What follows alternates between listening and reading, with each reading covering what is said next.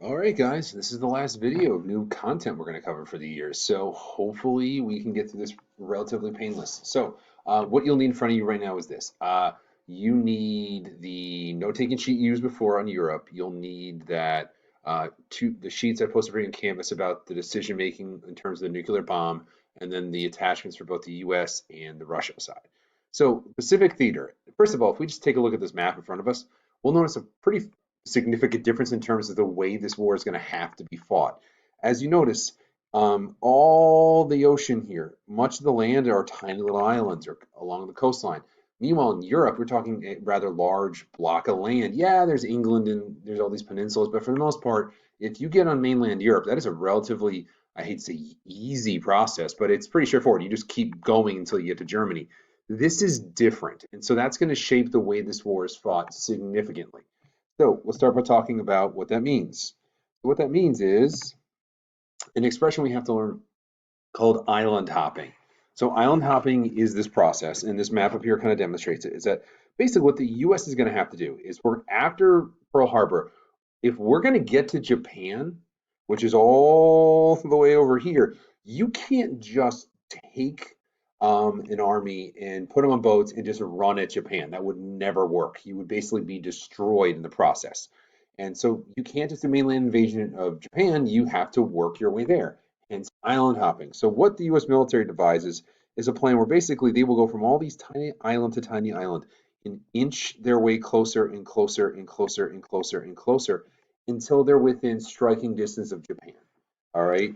The reality is this: you can't this in modern warfare. You can't simply just invade the country. You need to bombard them with aircraft. You need to weaken their defenses. You do all those things in order to ensure that you have a chance of getting a foothold and then invading. So island hopping is going to be this incredibly difficult process that's going to take forever and be incredibly costly. So as you can see, I gave you a list of battles here. I'm just going to give you a quick tagline kind of about all of them. All right, so Midway. Tagline we want to know is that it's kind of considered the turning point in the war in the Pacific for the Allied forces. Japan had a chance to kind of wipe out the U.S. Navy. Were able to defeat them, and from there, Japan's advancements stopped, and we began to slowly push them back. All right, Guadalcanal, massive, huge battle. As you can see, it lasts from August of 42 to February of 43. And again, we're not talking about invasions of entire countries. We're talking about invasions of relatively small little islands. And the Battle of Guadalcanal is kind of, in my mind, the kickstart of the island hopping campaign. Yes, Midway is this turning point, but in order for us to start this movement towards Japan, we got to start someplace, and Guadalcanal is that.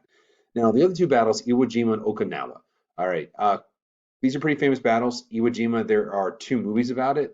There's a book about it. That famous statue slash picture of the soldiers planting the U.S. flag on Mount Suribachi, excuse me. That is that iconic image of the World War II memorial. That takes place during Iwo Jima.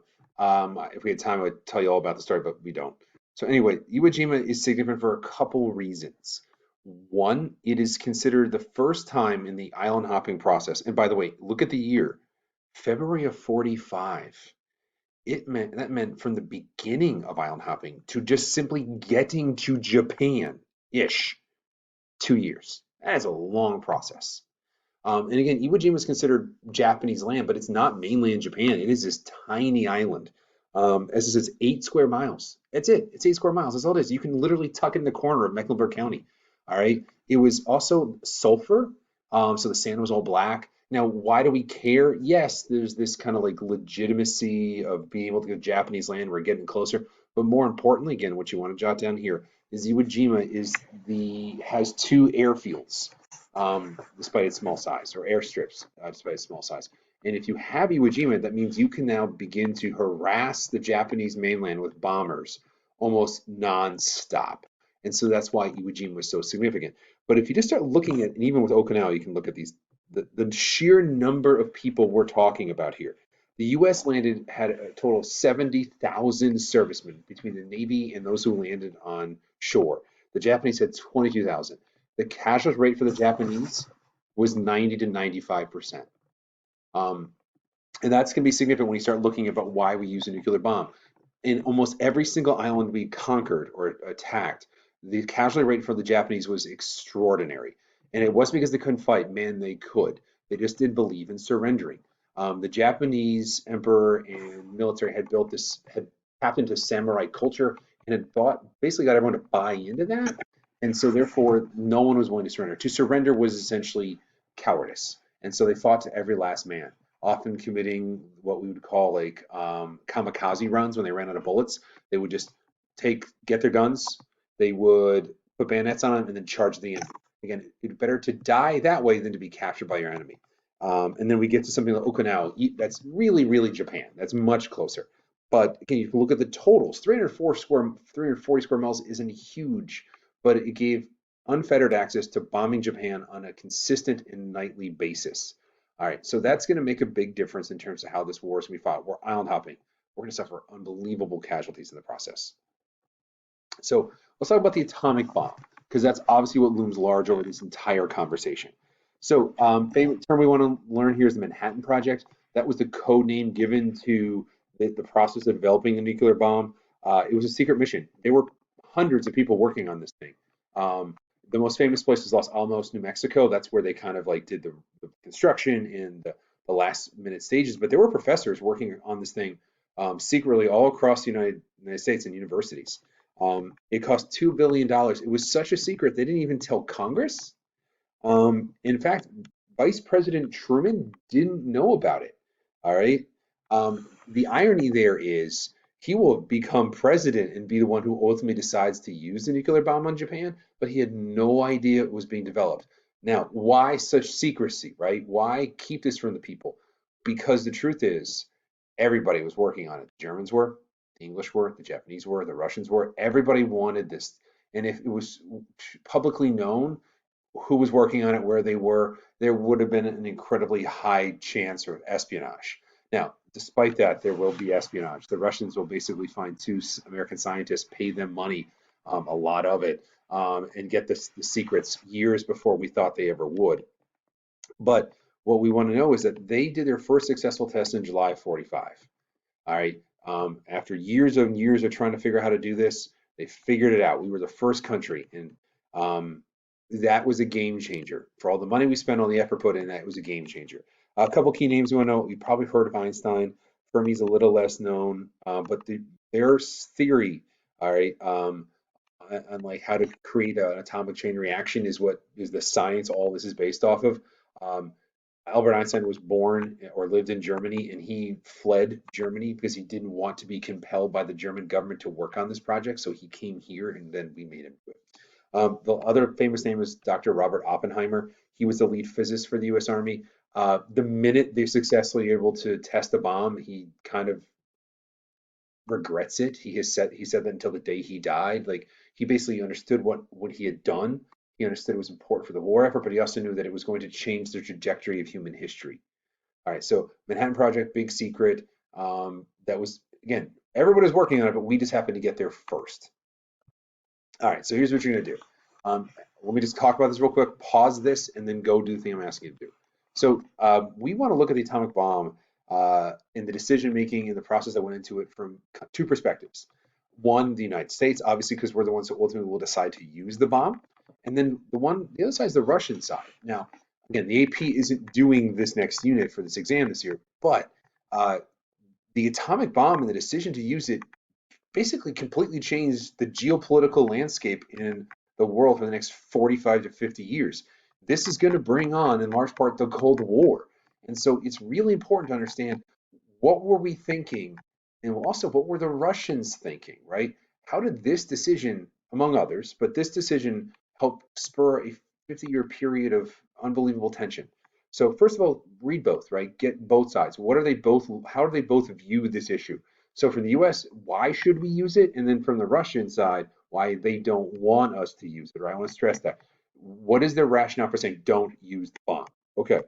And then what we'll do is when you are done, you have to, at the bottom of each chart, go through, all right, what would be the reasons and why, or what would be the reasons and not why? Be specific. That's all going to come in handy on your quick rate. So go ahead and pause me, all right, and go and do that and then come back.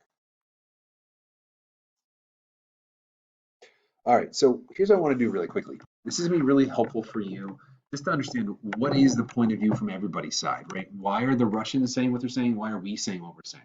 So if you want to jot these down on that sheet someplace just to make sure you got them, by all means do that, all right? So what is the rationale for the US? There's a bunch of reasons.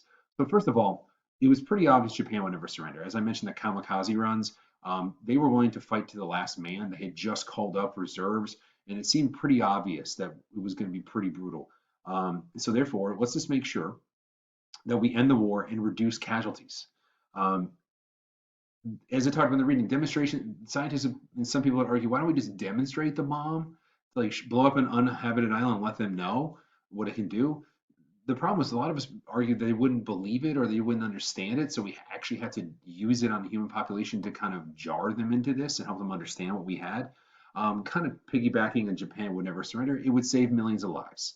Ultimately, it will. Not only military personnel, but also reality civilians.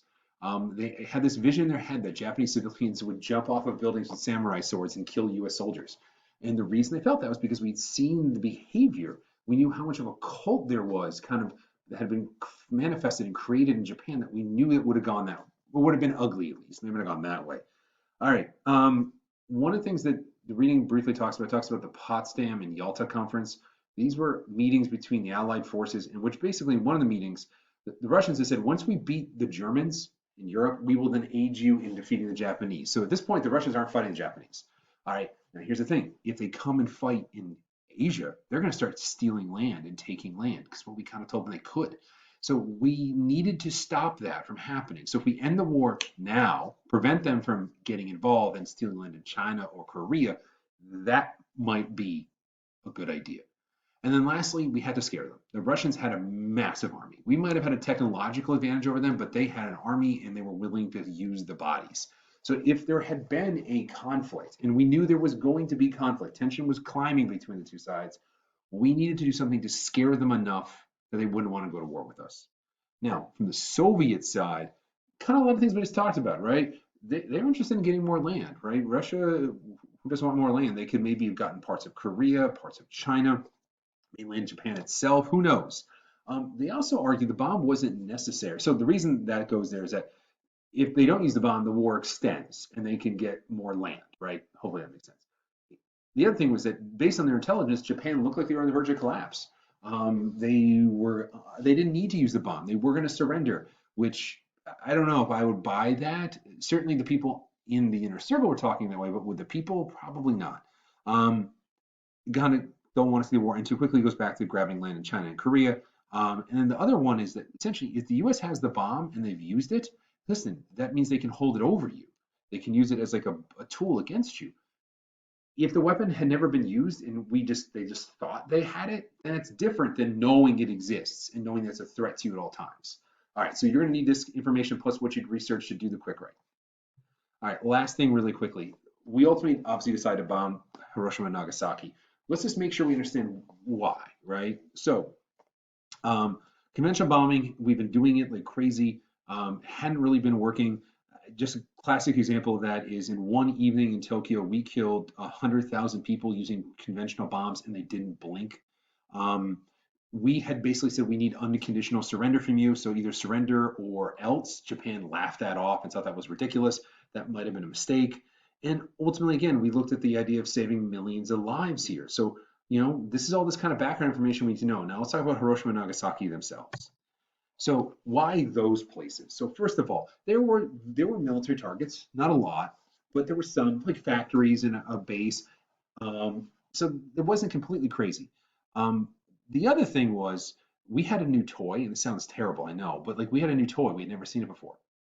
We wanted to see what it would do to a place that hadn't been touched. Bombing Tokyo or Osaka, major Japanese cities which have been bombed repeatedly, wouldn't have given you the full picture of its ability to destroy. So they wanted to kind of, see what it would do. And as you can see from here, like the end result is Japan will surrender. This will end the war. And it will happen incredibly quickly. August 6th, first bomb, August 9th, second bomb, surrender on August 10th. The end of the war in 4 days, which might be the ultimate argument as to why you would use the bomb. End the war quickly and then move on. Start working towards peace. Oh boy, we're done, y'all. All right, see ya.